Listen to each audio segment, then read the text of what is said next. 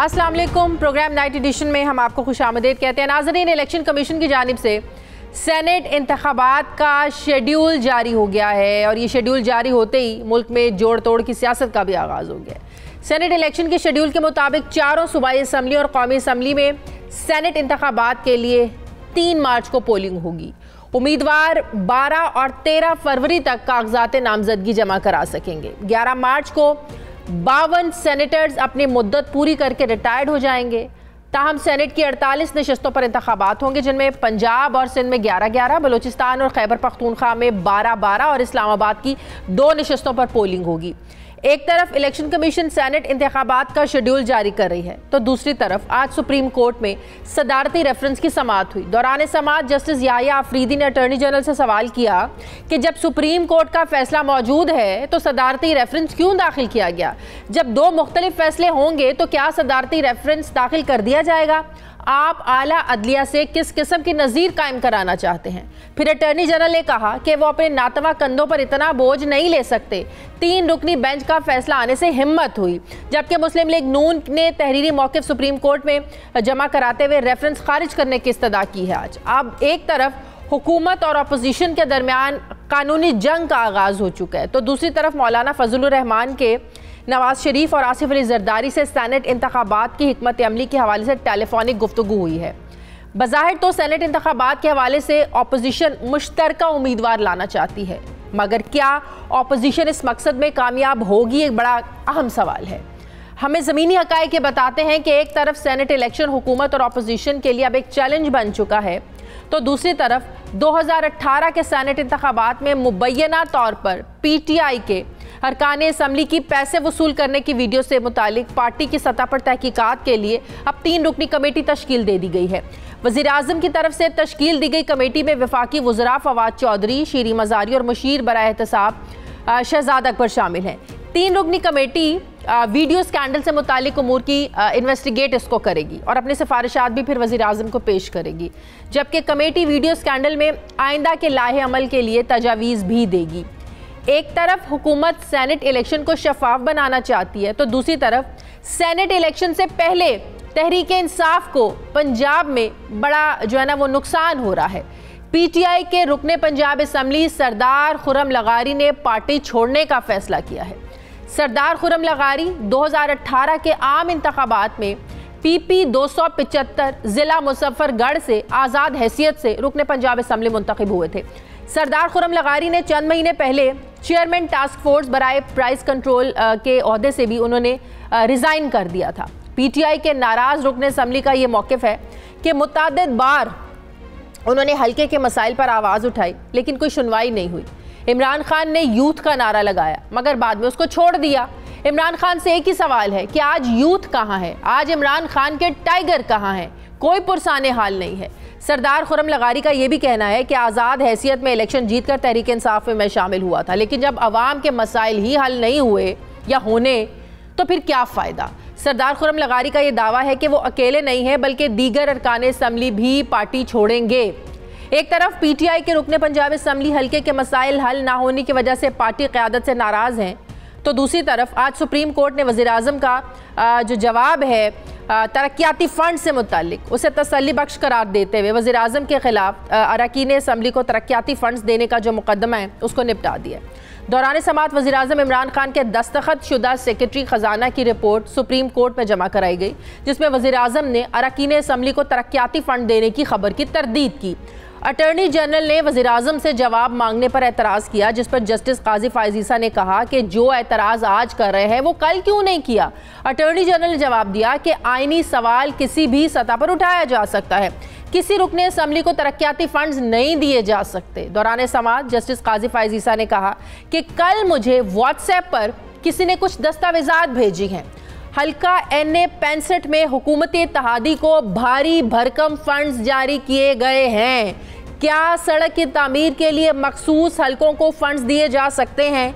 क्या हल्के में सड़क के लिए फंड्स देना कानून के मुताबिक है? हम दुश्मन नहीं, अवाम के पैसे और आइन के मुहाफिज हैं। उम्मीद है आप भी चाहेंगे कि करप्शन पर मबनी इक़दामात ना हो।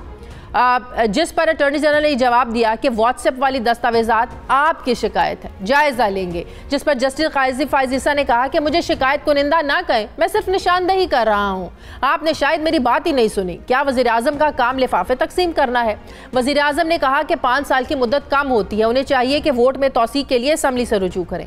एक तरफ हुकूमत मुख्तलिफ नुमाइंदों को तरक्याती फंड्स अब फराहम नहीं करेगी, तो दूसरी तरफ गुज़श्ता रोज़ इस्लामाबाद में एहतजाज के बाद हुकूमत और सरकारी मुलाजमीन के दरमियान तनख्वाहों में इजाफे के हवाले से जो मामला थे वो तय पा गए हैं। परवेज़ खट्टक के मुताबिक सरकारी मुलाजमीन के हुकूमती कमेटी के साथ होने वाले मुज़ाकरात में यह फैसला किया गया कि वफाकी मुलाजमीन को 25% एडहॉक रिलीफ दिया जाएगा। एडहॉक पे स्केल ग्रेड 1 से लेकर ग्रेड 19 ग्रेड के लिए है। हुकूमत ने सरकारी मुलाजमीन के खिलाफ मुकदमात वापस लेने और फिर जो गिरफ्तार लोग थे उनको रिहा करने का भी ऐलान किया है। अब सवाल ये है कि क्या सेनेट इलेक्शन में पंजाब से पीटीआई को बड़ी शिकस्त हो सकती है? सवाल ये भी है कि क्या हुकूमत ने हल्का NA 65 के लिए खुसूसी तौर पर तरक्याती फंड्स फराहम किए? सवाल ये भी अहम है कि पीटीआई की तहकीकाती कमेटी क्या वीडियो स्कैंडल के असल हक़ाइक़ को सामने ला सकेगी? इन तमाम इश्यूज़ पर मुझे बात करनी है, लेकिन सबसे पहले मुझे प्रोग्राम में ज्वाइन कर रहे हैं रुकने पंजाब असम्बली सरदार खुर्रम सुहेल लगारी, जिन्होंने अभी रिसेंटली अपनी पार्टी छोड़ने का फ़ैसला किया, उन्हीं से मैं बात करूँगी। अस्सलाम वालेकुम, बहुत बहुत शुक्रिया खुर्रम लगारी साहब आपका। जी वालेकुम अस्सलाम। खुर्रम लगारी साहब, आपकी पार्टी छोड़ने की जो टाइमिंग है ये बड़ी इम्पॉर्टेंट है। अब जबकि सैनेट इंतखाबात आ रहे हैं, वज़ीर आला पंजाब भी लोगों से मिल रहे हैं और इस वक्त ज़रूरत है पार्टी को आप जैसे लोगों की। ज़ाहिर है आपने पार्टी के सेनेटर को मुंतखब करवाना है, ऐसे वक्त में पार्टी क्यों छोड़ रहे हैं आप? क्यों पार्टी को इस टाइम हमारी ज़रूरत है? क्या हमारी हल्के की उम्मीदें नहीं है? बताएं। हल्के की आवाम क्या कहते हैं आपसे? हल्के की आवाम मुझसे यही मेरा अपना हक मानती है, अपने वोट का राइट मांगती है मुझसे।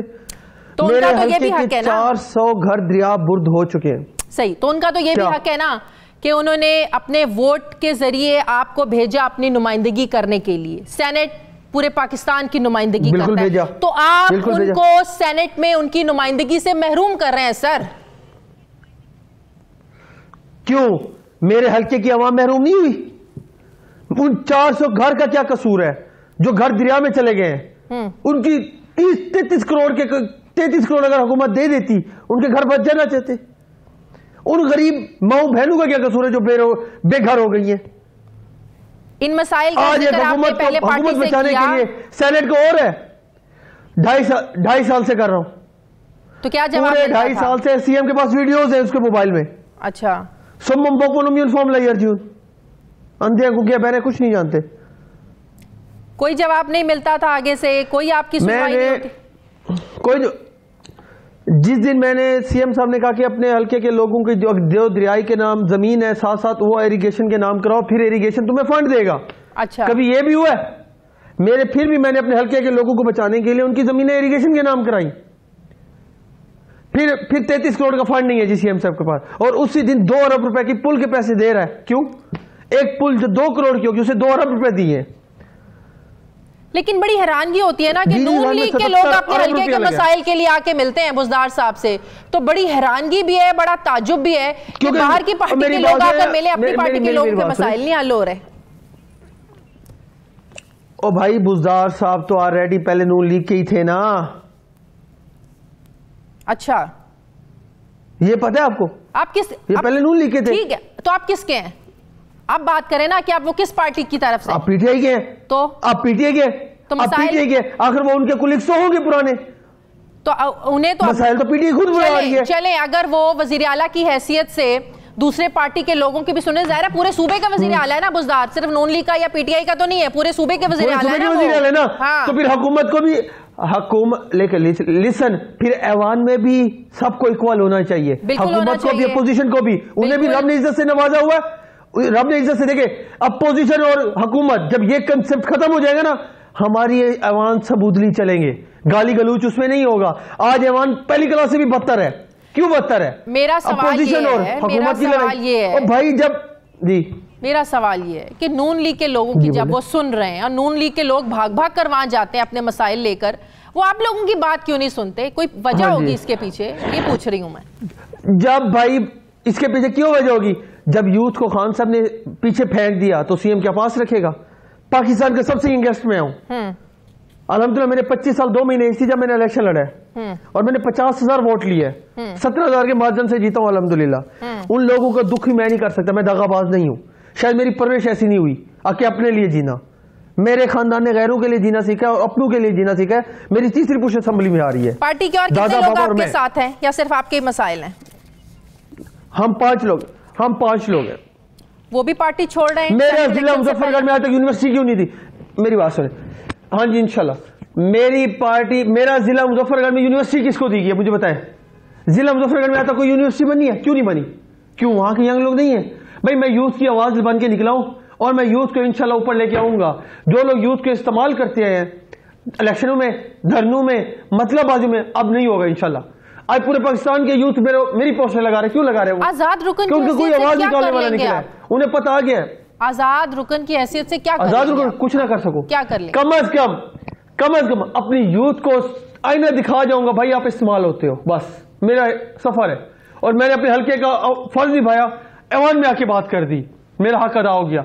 आगे जवाब दे वो है रब को भी और मेरी आवाम को भी। मैंने अपनी आवाम को फर्ज निभाया है जो मेरे बस में था। अच्छा, वो कहते हैं जिस कौम को अपनी हालत बदलने का शौक ना, रब भी उनकी हालत नहीं बदलता। हमें तो पता है कि जनूबी पंजाब में बड़े काम हो रहे हैं, तौंसा में बड़े काम हो रहे हैं। कौन से काम हो रहे हैं? तो भाई तौंसा है 181 हल्के को दिया जाता है, 181 का पीटीआई का ऐवान है, 181 हल्के को 10 अरब दिया जाता है और एक हल्के को 77 अरब। कहां का इंसाफ है भाई? सही। तो आपको चेयरमैन टास्क फोर्स बराए प्राइस कंट्रोल का ओहदा मिला, क्यों छोड़ा? जी मैंने ये चीजें बाप दादा से देखी है, मुझे इन चीजों की हसरत नहीं है। मैं आजिज़ सा बंदा हूं और अपनी वजह बताए ना। अगर पार्टी आपको एक ओहदा दे रही है, ओहदा हो तो इज्जत ना हो, क्या करूंगा मैं? मुझे बताएं, ओहदा हो इज्जत ना हो किस खाते का? क्या इज्जत क्यों नहीं थी आपकी? आपको बना दे इज्जत क्यों नहीं थी? भी लड़के इसकी क्या बात हो गई मेरा देना? बस ठीक है भाई, इन्हें इतना है जो पीटीआई। अच्छा एक मिनट, पीटीआई किस नाम से निकली थी? यूथ के नाम से या किसी और नाम से? पीटीआई को यूथ की पार्टी बोला गया था। अच्छा, आप सिर्फ पार्टी छोड़ रहे हैं या आप अपनी सीट से इस्तीफा भी देना चाहते हैं? मैं सीट से इस्तीफा क्यों दूंगा? मेरे हल्के की आवाम ने मुझे ऐवान में भेजा है, उससे क्यों दूं? अच्छा, तो पीटीआई का मेरे ऊपर एहसान नहीं है, मेरा पीटीआई पे एहसान है, ये याद रखिएगा। खाली सीट रख के भी हक अदा नहीं हो सकता। आपने उनका हक अदा करना है ना, उनके सामने जवाब दो ना। खाली सीट नहीं हो सकता। हाँ तो कैसे करेंगे? ऐवान में लिसन टू मी, ऐवान में मैं उनके मसाइल जाके तहरीक पेश करके बोल सकता हूँ, ये मेरा राइट है। तो पार्टी में भी बोलते रहे, वो तो पार्टी में भी बोलते रहे आप नहीं सुनी ना? तो फिर पार्टी में नहीं सुना जाएगा, कम से कम असेंबली में एक्शन तो लिया जाएगा। तो सेनेट इलेक्शन में वोट भी किसी को नहीं देंगे आप? नहीं दूंगा किसी पार्टी को, ताकि पीटीआई ये ना कहे जी किसी को नहीं देंगे। पीटीआई ये ना सोचे कि वो यंग लड़कों ने होने के बावजूद दगा दे दिया। हम दगाबाज नहीं है, पीटीआई दगाबाज हो सकती है, ये यंग नस्ल दगाबाज नहीं है। तो किसी और पार्टी से, जाहिर है ये कोई आज के मसाइल तो नहीं है ना, ये कोई हफ्ते पहले के मसाइल तो नहीं है। बकौल आपके 2.5 सालों से सब कुछ चल रहा है, तो 2.5 साल से चल रहे हैं। और आप भाई बात सुने, हाँ। जब मेरे वालिद साहब ने मुझे कहा कि खुरम खान, हाँ। अगर तू अपनी आवाम के लिए कुछ नहीं कर सकता तो छोड़ दे, एमपीसी भी छोड़ दे। नहीं तो और कितने लोग हैं आपके साथ? और कितने लोग हैं आपके साथ? हम 5 लोग हैं, जिसमें मिनिस्टर भी हैं, मुशीर भी, एडवाइजर भी हैं। छोड़े। अच्छा, वो 5 लोग कौन है 5 लोग? ये बता 2-4 दिन में अभी ऐसा करके एक दिन में सारे आ जाए सामने। अच्छा, सेनेट इलेक्शन से पहले ये 5, सेनेट से पहले हम सारे भाग जाएंगे। अच्छा, सेनेट से पहले आप सब लोग भाग जाएंगे? हम 5 क्लियर हो जाएंगे। ये अभी सुनिए, ये पहला एपिसोड है, अभी आगे और एपिसोड का वेट करें। अच्छा, ये तो वो लोग हैं ना जो खुलकर सामने आ गए। ये 5 आपके अलावा। एक बात सुने, अच्छा एक बात बताएं, आपके 13 करोड़ आबादी के वो लोग फैसला कर रहे हैं जो मिडिल पास नहीं है, जो मैट्रिक पास नहीं है। यार ये क्या का इंसाफ है? अच्छा, आप तो वो लोग हैं ना जो खुलकर सामने आ गए। मेरी भी सुन लें, आप तो वो लोग हैं ना जो खुलकर सामने आ गए। पार्टी में ऐसे भी लोग हैं जो निकलना चाहते हैं, कुछ मजबूरियों की वजह से आवाज उठा नहीं पाते हैं। क्या वाकई कोई बुज़दार साहब की गवर्नेंस से, बुज़दार साहब से कोई खुश नहीं है? पूछ रही हूँ। मेरी बात सुने। घुट घुट से जीना बेहतर है मर जाओ, चुल्लू भर पानी में मर जाओ, बस इतना कहूंगा। घुट घुट के जीने से बेहतर है चुल्लू भर पानी में डूब मरो। तो आने वाले बल्दियाती इंतखाबात में अगर इतनी बुरी इनकी कारकर्दगी है तो बल्दियाती इंतखाबात में पीटीआई को कोई वोट नहीं देगा? देखेंगे, बल्दियाती इलेक्शन आएगा तब बात करेंगे। मेरी बात सुने, बुज़दार साहब से डायरेक्टली आप लोगों की कितनी मुलाकातें हुई हैं इन तमाम मसाइल पर? इन तमाम मसले पे हर मीटिंग में, हर कैबिनेट मीटिंग में मैंने बात की है। अच्छा। और हर मुलाकात में मैंने बात की है, और जहां मिले मैंने ये बात की, मैंने असेंबली में भी बात की, मैंने वीडियो भी भेजी है। तो क्या जवाब आता था? कर रहे वही सम्मम बकमन यूनिफॉर्म ले। इसके पीछे कोई खास वजह लगती है आपको कि इग्नोर कर रहे हैं? कोई खास वजह इसके पीछे? साफ ज़ाहिर है, मैं क्या कह सकता हूँ, कोई उनके अपने चाहने वाले होंगे जिनकी मजबूरियां होंगी, उनको हो सकता है। अच्छा, आखिरी सवाल, पीटीआई के अलावा किसी और पार्टी में शमूलियत का इरादा है? बोले नो, जब अपनी पार्टी से सिला पा लिया दूसरों से वफा की उम्मीद करूं। चलें, ठीक है, बहुत बहुत शुक्रिया सरदार सोहेल लगारी मेरे साथ थे, बहुत शुक्रिया आपका। मुझे ब्रेक लेनी है, नाज़रीन वापस आते हैं एक छोटे से वक्फे के बाद।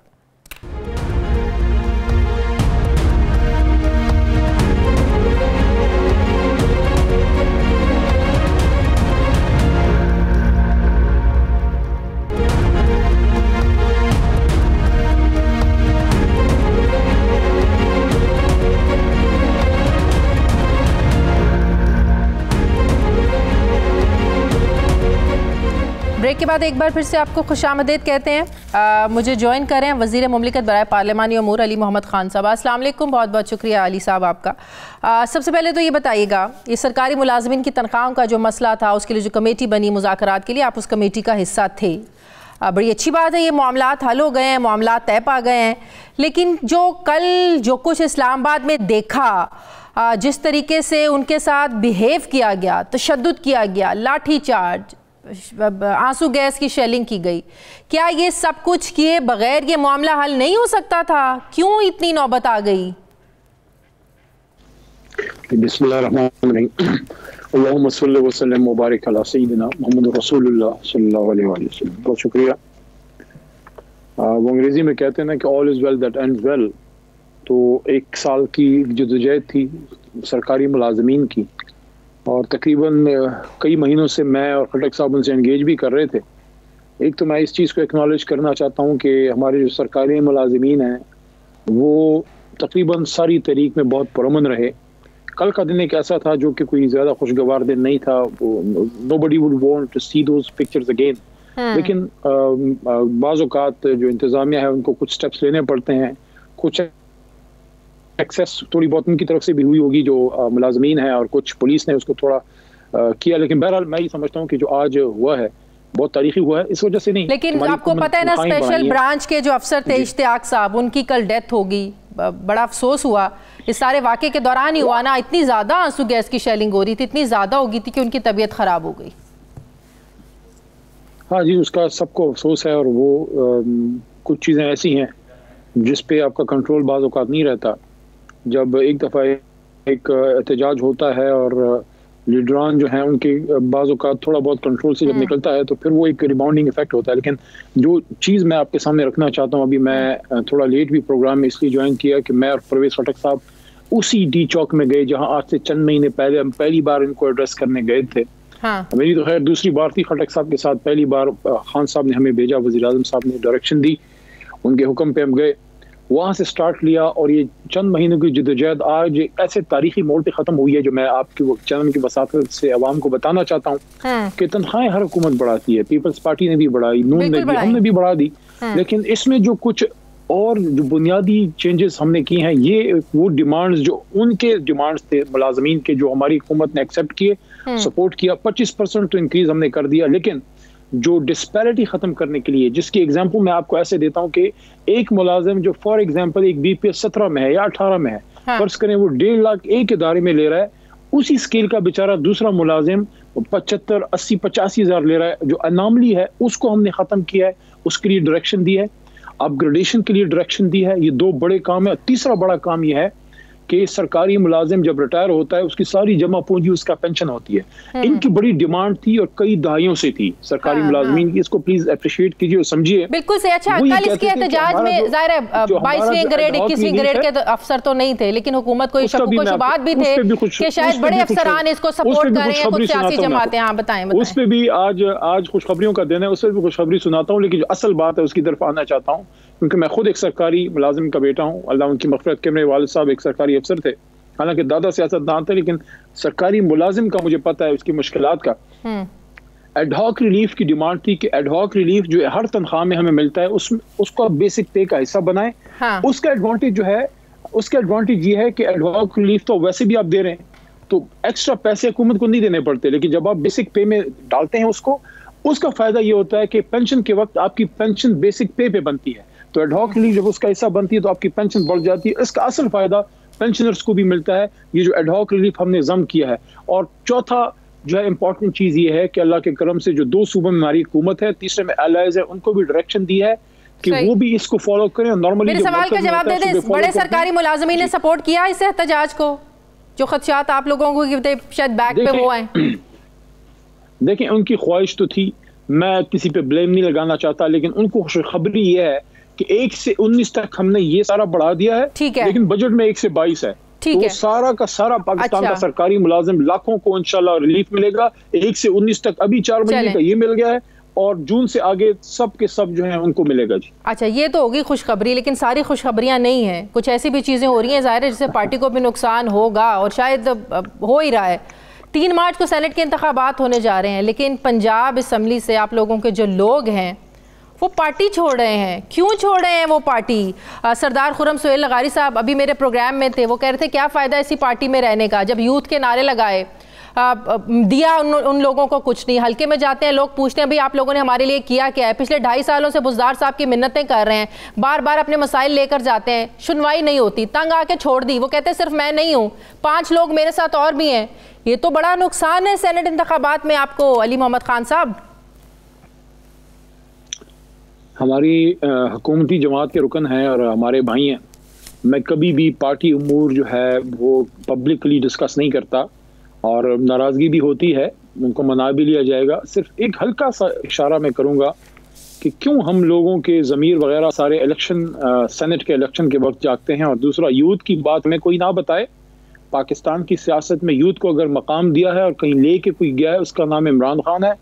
ये जितना आपकी इस वक्त लीडरशिप है, मुराद सईद यूथ है, Hammad Azhar federal minister youth है, शरियार खान अफरीदी यूथ है, आपका जो नाराज लोग हैं उनको भी तो सुने ना, वो कह रहे हैं हमें फंड्स मिलते नहीं है, हमारे हल्के में काम होते नहीं है। जो सुन लेना फिर। जस्टिस काजी फायज ईसा ने आज कहा कि कल मुझे व्हाट्सएप पर किसी ने कुछ दस्तावेजात भेजी हैं, हल्का NA 65, ये सब जानते हैं किसका हल्का है, सालिक हुसैन साहब का ये हल्का है। उन्होंने कहा कि वहां पर भारी भरकम फंड्स जारी किए गए, तो ये तो डिस्क्रिमिनेशन है ना सर। अब मैं इसको देखें, जस्टिस काजी फायज ईसा साहब मोहतरम है, मैं चूंकि खुद वकील हूँ, सुप्रीम कोर्ट में एज ए वकील एज ए जूनियर पेश होता रहा हूँ, as a junior high court में एज ए वकील पेश होता रहा हूँ, और मैं कभी भी नहीं चाहूँगा कि कोई ऐसी बात करें जो किसी जज साहब के उनकी इज्जत के खिलाफ हो, तो मैं तो उन पर कमेंट बिल्कुल रिजर्व करता हूँ, कोई मैं उन पर बात नहीं करता। सिर्फ इतना कहना चाहूँगा कि हुकूमत जो है वो कोशिश कर रही है कि पाकिस्तान के तमाम इलाकों में लोगों का मयारी ज़िंदगी जो है वो बुलंद किया जाए। स्कीमें पानी की, रोडों की, वो एक प्रोसेस के तहत कानून के मुताबिक दी जाए, और वहाँ लोगों का 5 लोग नाराज जिंदगी बुलंद, एक तो छोड़ गए ना, वो कह रहे हैं और लोग हैं उनके पीछे, कोई बात करने की कोशिश करेंगे, को मनाने की कोशिश करेंगे? देखिए मैं अर्ज करता हूँ, सियासत नाम ही एक एंगेजमेंट का है, और आप एक बड़ी जमात जब होते हैं, जब आपकी 3 सूबों में हुकूमत हो, एक कोalition 2 प्योरली अपनी पार्टी की, मरकज में भी हुकूमत हो, सेनेट में भी आपकी अक्सरियत आने वाली हो, तो ये देखें लड़ाई शोर जो आपको सुनाई देता है ना, ये बात मेरी सुने, शोर हमेशा जिंदों के बीच में होता है, कब्रिस्तान में शोर नहीं होता। किसी का दिमाग खराब है, जाके नून लीग या पीपल्स पार्टी का कोई टिकट ले रहा है, उधर जा रहा है, सारा लोग इधर क्यों आ रहा है? क्योंकि उनको पता है कि तहरीक इंसाफ का झंडा और तहरीक इंसाफ का नाम और बल्ले का निशान जो है वो कामयाबी का निशान है। कामयाबी के निशान के पीछे सारे दौड़े फिरते हैं। लेकिन नाराज इत्तेहादियों को मनाने में देर नहीं करते आप लोग, अपनों को मनाने में पहल नहीं करते। लेकिन आपस में ये बड़ी जमातों में थोड़े बहुत मसाइल रहते हैं। हमारे पास सीनियर लीडरशिप मौजूद है, मसाइल फिर उस हद तक रहने चाहिए ना कि हल भी हो जाए, लोग पार्टियां छोड़ना शुरू हो जाएं तो ये अच्छा इमेज नहीं जाता। यही मैं बात कर रही हूँ ना, इत्तेहादी पार्टी छोड़ने की धमकी भी दे दे, बात कर दे तो आप लोग जो है ना बिल्कुल तैयार हो जाते हैं मनाने के लिए, देर नहीं करते। और अपने लोग पार्टी छोड़ के जाएं, पता है कोई फर्क तो पड़ेगा नहीं, हमारी हुकूमत तो चल रही है, चलती रहेगी। लेकिन एक बात है कि आज पूरा पाकिस्तान बड़ा खुश है, सरकारी मुलाजमीन लाखों की तादाद में रिलीफ मिल गई, TLP वालों से मुज़ाकरात कामयाब हो गए। शेख साहब ने बड़ा रोल प्ले किया है इन मुज़ाकरात में भी, या सरकारी मुलाजमीन वाला भी, सब बड़े खुश हैं। थोड़ा सा बस ये है कि एक आदमी आज पूरे पाकिस्तान में बहुत उदास होगा, तो उनके लिए दुआ है कि अल्लाह ताला उनको खुश करे, वो है मौलाना फजलुर रहमान साहब।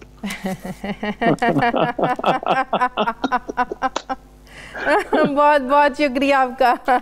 वज़ीर मुमलिकत बराए पार्लिमानी उमूर अली मोहम्मद खान साहब मेरे साथ थे। नाज़रीन मुझे ज्वाइन कर रहे हैं सीनियर सहाफ़ी तज्ज़ियाकार मज़हर अब्बास साहब। अस्सलाम वालेकुम, बहुत बहुत शुक्रिया मज़हर साहब आपका।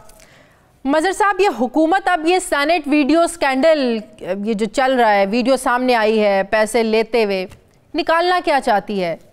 आपको नहीं लगता फिर हर एस्पेक्ट को हुकूमत को कवर करना चाहिए? पैसे लेने वाले तो सामने आ गए, दिए किसने यहाँ तक भी पहुँचना चाहिए, और फिर उन पैसों को जिसके लिए इस्तेमाल किए गए, जो सेनेटर बने, फिर आप उनका भी पता लगाएं, फिर उनको भी उस सेनेट में रहने का हक नहीं है। फिर उससे बढ़कर एक तरफ आपको नुकसान हो रहा है, आप एक्शन ले रहे हैं, लेकिन उन्हीं सेनेट इलेक्शंस में आप बेनिफिशरी भी रहे हैं चौधरी सरवर साहब की तरफ से। जब आपकी पंजाब असम्बली में 30 वोट थे आपके, 44 आप लोगों ने ले लिए, दूर दूर तक चांस नहीं था बनने का। फिर तो इतनी इखलाकी जुर्रत होनी चाहिए ना कि आप वहां पर भी इन्वेस्टिगेट कराएं। अगर रिश्वत देना हराम है तो लेना भी हराम है। शुक्रिया शादिया। देखिए, असल चीज़ ये नहीं है, असल चीज़ ये है कि उन्हें तो जुडिशल कमीशन बनवाना चाहिए। खैबर पख्तूनख्वा के वज़ीर आला ने कहा कि हम जुडिशल इंक्वायरी करेंगे, लेकिन आज वज़ीर आज़म ने अपनी ही हुकूमत के 3 वज़रा पे मुश्तमिल एक कमेटी बना दी। हाँ। और उस कमेटी से कहा कि आप 1 महीने में रिपोर्ट दें। अब ये जो चीज़ है ये बड़ी हैरानकुन है कि अगर वाकई आप बहुत ज़्यादा ट्रांसपेरेंसी चाहते हैं, बहुत ज़्यादा पार्टी के अंदर कोई इंक्वायरी हो, वो एक अलग बात है, लेकिन ये इतना बड़ा इशू है कि वीडियो लीक हुई है, और सिर्फ यही नहीं, ये भी मालूम करना चाहिए कि वीडियो लीक किसने की है। तो अगर आप जुडिशल कमीशन बनाएंगे तो उसका दायरा इख्तियार ज़्यादा वसी होगा, उसमें और ज़्यादा आप जाके इन चीज़ों की मालूमात कर सकते हैं। जुडिशल कमीशन को ये भी इख्तियार दें आप कि वो GIT बनाना चाहे GIT बना ले, इन सारी चीज़ों का फॉरेंसिक ऑडिट करवाना चाहे वो करवा ले। लेकिन अगर आप ज़्यादा डीप जाके इन चीज़ों को देखेंगे तो आपको पता चल जाएगा कि इतनी रकम आई कैसे, किस ज़राए से आई, किसने दी, कौन कौन थे, क्योंकि परवेज़ खटक साहब का भी नाम है, दीगर लोगों के भी नाम हैं। तो अगर वाकई सिर्फ वीडियो का ये मकसद था कि वीडियो लीक करके जो है वो आप जो है अपने आप को कोई बहुत पारसा शो करेंगे, तो उसका सबसे बेहतर तकाजा तो ये था कि आज कम से कम ये 4 दिन तो हो गए इस वीडियो को आए हुए, 3-4 दिन तो हो गए हैं, तो अब तक जुडिशल कमीशन के हवाले से कोई पेशरफ्त क्यों नहीं नजर आती हमें? बिल्कुल। अब तक जो है ये मेरा ख्याल है थोड़ा सा इसमें। लेकिन मज़हर साहब, ये सारी एक्सरसाइज बेकार नहीं हो जाएगी? क्योंकि अगर ये इलेक्शन दोबारा उसी पुराने पैटर्न पर होने जा रहे हैं सीक्रेट बैलेटिंग के जरिए, फिर आपकी इस एक्सरसाइज का क्या फायदा? फिर 3 सालों बाद फिर हम क्या और वीडियोस का इंतजार करें?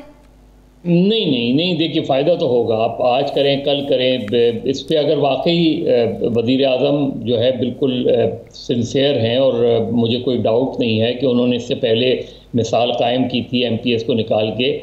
2 चीज़ें मुझे वज़ीर आज़म की थोड़ी सी प्रॉब्लमेटिक लग रही हैं। एक तो ये कि वो ये क्यों कह रहे हैं कि उन्होंने ये वीडियो नहीं देखी, जबकि ऐसे सारे सबूत मौजूद हैं। और सबूत क्या, उनका अपना बयान मौजूद है, उनका ये तक कि उन्होंने जब इन लोगों के MPS के खिलाफ कार्रवाई की थी तो वीडियो देखकर कार्रवाई की थी। हाँ। अगर ये सारी चीजें उनके पास हैं तो आज वो ये क्यों कह रहे हैं कि मैंने फिर आपने वजीर कानून भी उसी शख्स को बनाया जो वहां बैठा हुआ था।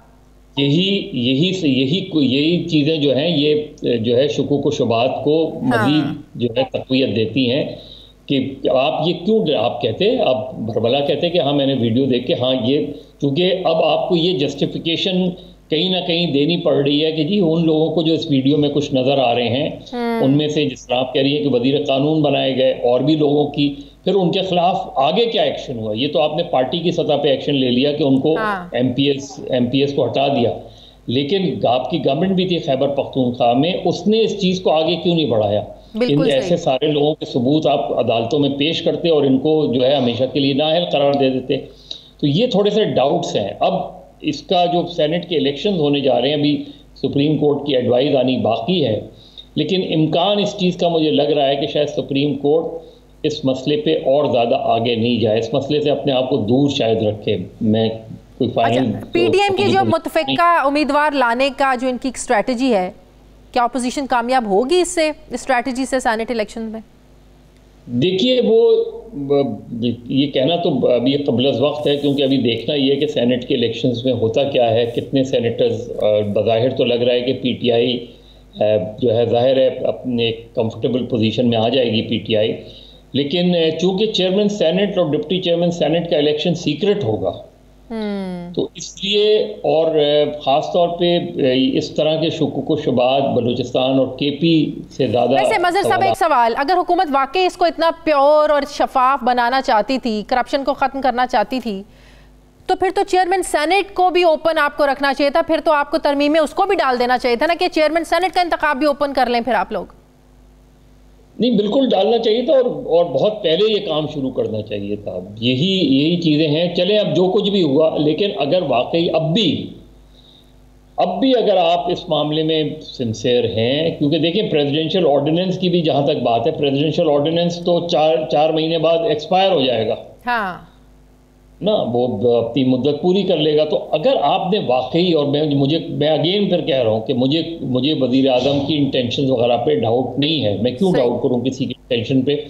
असल चीज़ ये है कि अगर वाकई आप संजीदा हैं तो ये सेनेट के इलेक्शंस जैसे भी हों, अगर एडवाइस आती है ओपन बैलेट पे हो या सीक्रेट बैलेट पे, लेकिन अगर इसको आपने वाकई ट्रांसपेरेंट रखना है तो चेयरमैन सेनेट का इलेक्शन भी, डिप्टी चेयरमैन सेनेट का इलेक्शन भी, सेनेट के इलेक्शंस भी, और स्पीकर नेशनल असेंबली, प्रोविंशियल और डिप्टी स्पीकर, जो भी प्राइम मिनिस्टर और जितने भी पार्लियामेंट के अंदर के इलेक्शन ओपन कर दें।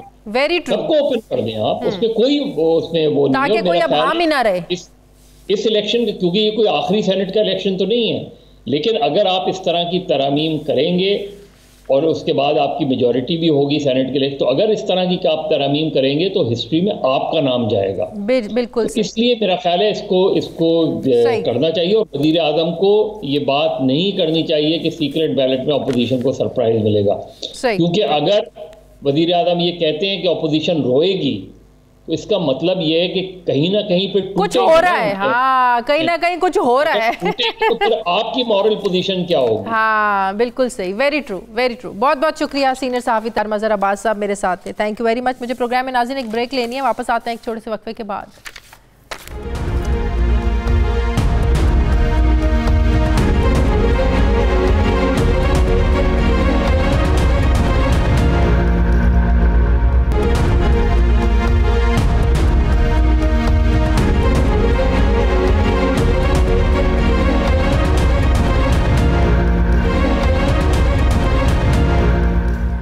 ब्रेक के बाद एक बार फिर से आपको खुशामदीद कहते हैं। नाजरीन, बिजली और पेट्रोल की कीमतों में इजाफे के बाद आम आदमी की मुआशी मुश्किलात में इजाफा नजर आता है।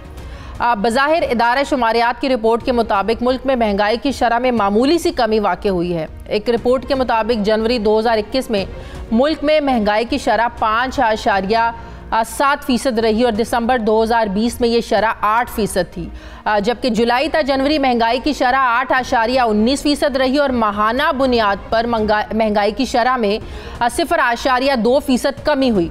इदारा शुमारियात की रिपोर्ट के मुताबिक माहाना बुनियाद पर चीनी, सरसों का तेल, गंदम, घी, कुकिंग ऑयल, दूध और फलों की कीमतों में भी इजाफा हुआ है। एक तरफ अशियाए खुरनोश की कीमतों में इजाफा हम देख रहे हैं, तो दूसरी तरफ वज़ीर-ए-आज़म ये कहते हैं कि डॉलर का रेट बढ़ने से हर चीज़ महंगी हुई है। आटे की कीमत ना बढ़े इसीलिए गंदम दरामद कर रहे हैं। हमारी सारी कोशिश है कि अपनी बरामदात को बढ़ाएं। एक तरफ वज़ीर-ए-आज़म दरामदात बढ़ाने की बात करते हैं, तो दूसरी तरफ रवा माली साल के पहले 7 महीनों में पाकिस्तान का जो ट्रेड डेफिसिट है, तिजारती खसारा जिसे हम बोलते हैं, ये गुज़श्ता साल के इसी अरसे के 13 अरब 82 करोड़ डॉलर से 8 ये बढ़कर 14 अरब 96 करोड़ डॉलर तक हो गया है। एक तरफ तिजारती खसारा बढ़ रहा है, तो दूसरी तरफ FBR की तरफ से रवा माली साल के पहले 7 महीनों के दौरान रेवेन्यू कलेक्शन हदफ से तजावुज़ करके 25 खरब 70 अरब तक पहुंच गया है। एक तरफ हम देख रहे हैं रेवेन्यू कलेक्शन में इजाफा हो रहा है, तो दूसरी तरफ वज़ारत ख़जाना की माली साल की पहली शशमाही के मालियाती ऑपरेशन से मुतालिक रिपोर्ट ये बताती है कि जुलाई ता दिसंबर बजट खसारा 1138 अरब रुपए का हो गया और माली साल की पहली शशमाही में बजट खसारा GDP का 2.5% रहा है। आने वाले दिनों में मईशत हमारी किस समत चलेगी, मैं बात करूँगी। मुझे ज्वाइन किया माहिर मौशियात डॉक्टर इशफाक हसन साहब ने। अस्सलाम वालेकुम, बहुत बहुत शुक्रिया डॉक्टर साहब आपका।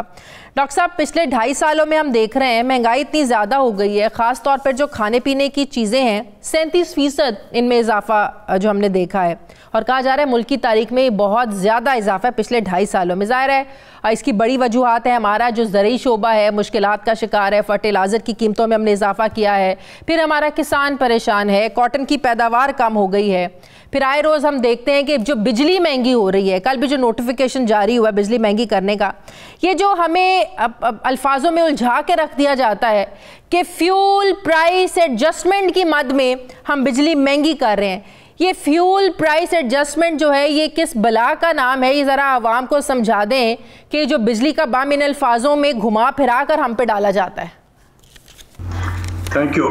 असल में ये इस बात की अक्कासी है कि हम IMF का प्रोग्राम दोबारा शुरू होने के लिए जा रहा है। जो उन्होंने शर्त हमें रखा था कि आपने बिजली की कीमत बढ़ानी है, गैस की कीमत बढ़ानी है, वो हम बढ़ा रहे हैं। तो अब बढ़ाने का कोई बहाना तो चाहिए। तो कभी किसी के मद में बहा कर दिया जाता है, कभी आप PDL के मद में पेट्रोल की कीमतें बढ़ा देंगे, कभी फ्यूल एडजस्टमेंट चार्जेस के इसमें आप कर देंगे। ये एक ब्लैक बॉक्स है। ये फ्यूल एडजस्टमेंट चार्जेस वगैरह ये सारे एक ब्लैक बॉक्स हैं।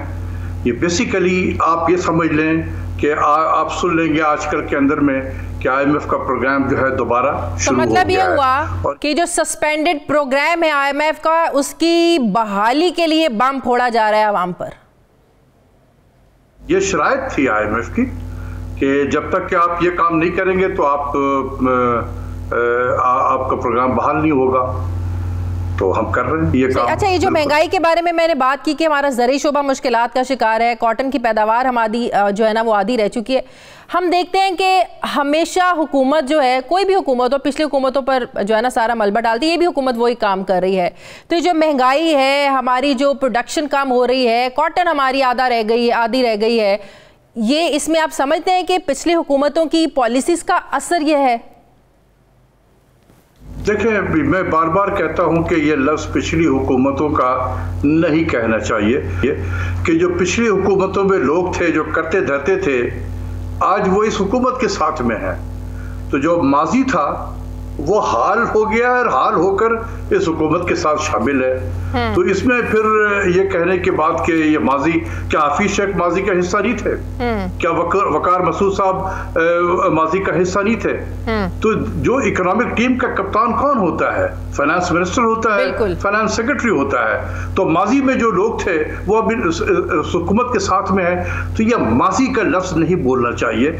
आप ये जरूर कहें कि हमारे लिए मुश्किलात है, चैलेंजेस हैं। मैं कितनी मरतबा इस प्रोग्राम में और दूसरे प्रोग्राम में भी ये कहता रहा हूँ कि किसी आज तक मैंने नहीं देखा, यकीन करें, एज आई स्पीक मैंने नहीं देखा कि प्राइम मिनिस्टर ने किसी कॉटन या टेक्सटाइल वालों की, कॉटन के वालों की, ग्रोवर की ये कोई मीटिंग कॉल की है कि आखिर क्या वजह है कि यही मुल्क जो है 13 से 14 मिलियन बेल्स कॉटन इंपोर्ट का प्रोड्यूस कर रहा था, आज 6 मिलियन से भी कम हो गया है। हाँ। ये अचानक क्या हो गया है इस मुल्क को? किसी ने सुना? मुल्क में ज़राअत की मिनिस्ट्री भी है, उसके मिनिस्टर भी हैं, उसके सेक्रेटरीज भी होंगे, वो क्या कर रहे हैं? यही जो है पिछले 10 सालों से। क्या मुआशी मसाइल के हल में आप समझते हैं 18वीं तरमीम रुकावट है? क्या जवाब है इस पर आपका? देखें, 18वीं तरमीम बिल्कुल है, इसमें कोई शक नहीं है। मैं बार बार कहता हूं कि 18वीं तरमीम के रहते हुए और इस 7th NFC अवार्ड जो ऑन गोइंग है, इसके रहते हुए इस मुल्क में कभी भी माशी पॉलिटिकल और ये स्टेबिलिटी नहीं आ सकती है। इसमें बहुत बड़ा मैन्युफैक्चरिंग डिफेक्ट्स है, और ये मैं बार बार कहता हूँ, ये दोनों एक्सटर्नली ड्रिवन थे। जो हमें कहा गया कि ये करो, पाकिस्तान को हमने 18वीं तरमीम करके पाकिस्तान को एक फेडरेशन से हमने एक कन्फेडरल स्टेट पे तब्दील कर दिया। पाकिस्तान एक मुल्क था, हमने एक मुल्क में 4 मुल्क बना दिया। अब आप देखते नहीं कि किसी एक सूबे का वजीर आला कहता है कि मैं किसी को जवाबदेह नहीं हूं। बिल्कुल बाल की बात नहीं है कि इस मुल्क का एक वजीर आजम भी है, तो क्या चीफ मिनिस्टर उसके जवाबदेह नहीं होगा? लेकिन जब आप ये सीना तान के अगर आप ये कहें कि मैं किसी को जवाबदेह नहीं हूं, तो क्या हुआ? मतलब ये कन्फेडरल स्टेट है, हम आजाद मुल्क हैं। तो ये एक बहुत बड़ा चैलेंज है, बहुत बड़ा इशूज है। ये दोनों NFC अवार्ड भी, NFC अवार्ड ने पाकिस्तान के जो फेडरल गवर्नमेंट है इसको इंतहाई कमजोर कर दिया है। बहुत बहुत शुक्रिया हमारे मौशियात डॉक्टर इशफाक हसन साहब मेरे साथ हैं। नाज़रीन, मुझे प्रोग्राम में एक ब्रेक लेनी है, वापस आते हैं एक छोटे से वक्फे के बाद।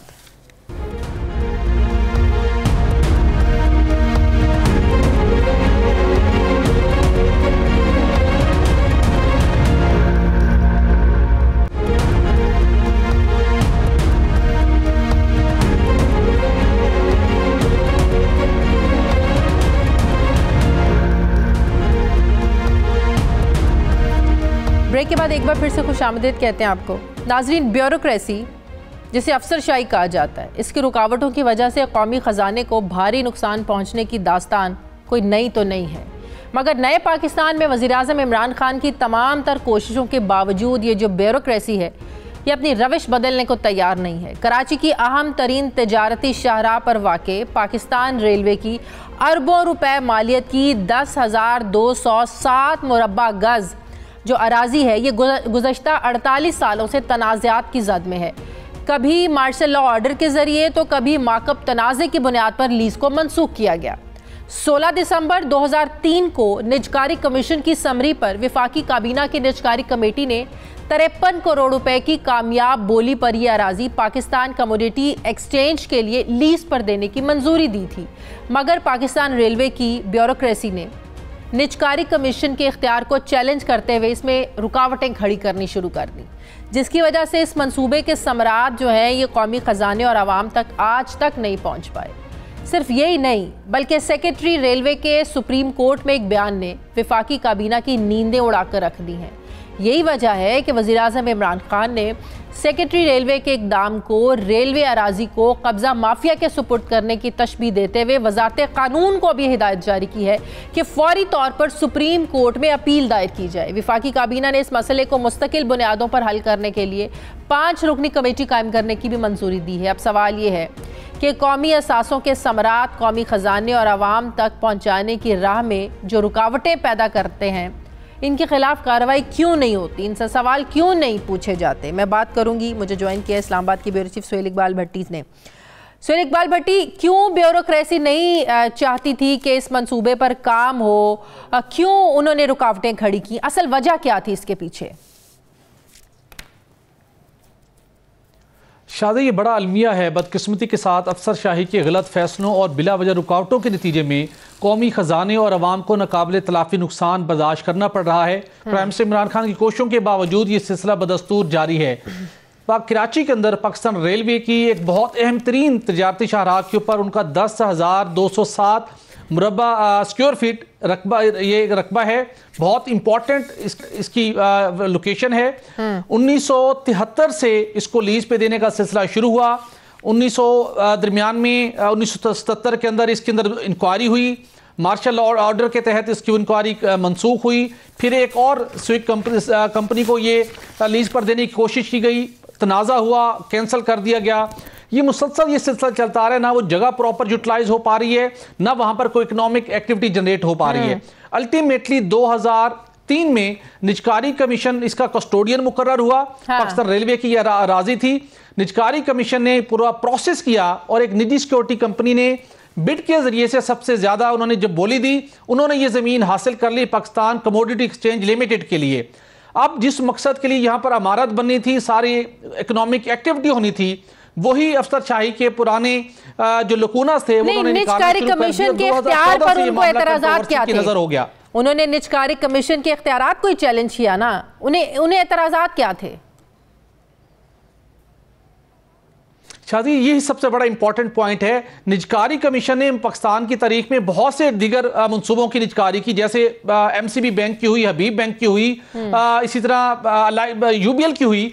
कभी निजकारी कमीशन ने जिस चीज को प्राइवेटाइज किया है वो फिर दूसरी कस्टोडियन मिनिस्ट्री आके, ये दूसरी जो उसकी पहले उसकी वजारत होती है, वो ये कभी नहीं कहती कि आप हमें वापस दें। यहां अजीब मामला है कि अब पाकिस्तान रेलवे कहती है नहीं, ये तो हम लीज पर 5 साल से ज्यादा देने के मजाज नहीं थे, इस लैंड को हमें वापस लेना चाहिए। ये गलत मौकिफ अपनाया गया और प्राइम मिनिस्टर इमरान खान इस बारे के ऊपर परेशान हुए, क्योंकि जब वहां पर मामला गया तो पता चला कि जो एक लिटिगेशन की रेट हुई दिसंबर 2003 में जब इसकी निजकारी हुई, और उस वक्त भी निजकारी कमीशन के जो वजीर थे हफीज शेख साहब थे। आज हफीज शेख साहब मुशीर खजाना है और सारा उनके इल्म है सारा मामला, लेकिन ये मामला सॉर्ट आउट नहीं हो पा रहा बदकिस्मती के साथ। प्राइम मिनिस्टर को लेकिन जो सेक्रेटरी रेलवे ने बयान दिया है सुप्रीम कोर्ट में कि वफाकी काबीना की नींदें उड़ चुकी हैं, ये बयान क्यों दिया उन्होंने? वफाकी काबीना क्यों परेशान हो गई है?